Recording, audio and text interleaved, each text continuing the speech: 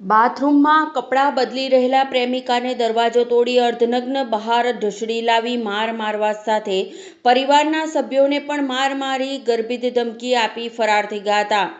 ઘટના અંગે GIDC police મથકે ફરિયાદ નોંધાતા પોલીસે ત્વરિત અસરથી 3 ઇસમની ધરપકડ કરી હતી અને કાર જપ્ત કરી અન્ય એક ઇસમને ઝડપી પાડવાની કવાયત શરૂ કરી હતી.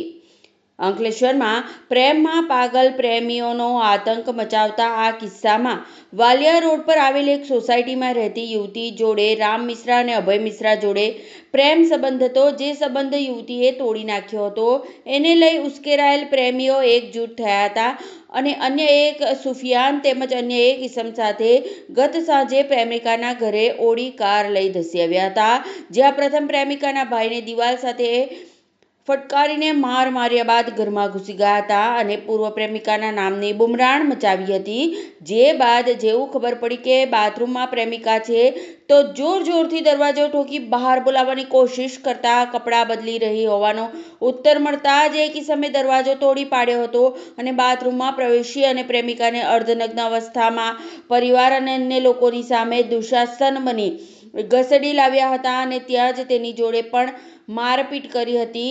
જો કે યુવતીએ કપડાં પહેરીને 181 અભયમ પર કોલ કરવા જતાં જ એક ઇસમે ફોન ઝૂંટવી લીધો હતો અને ફેંકી દીધો હતો અને અભદ્ર ગાળો આપી ફરિયાદ કરીશ તો પણ અમારું કંઈ થવાનું નથી અને ફરિયાદ કરીશ તો જાનથી મારી નાખવાની ધમકી આપી પરિવારના સભ્યોને માર મારી ત્યાંથી ફરાર થઈ ગયા હતા.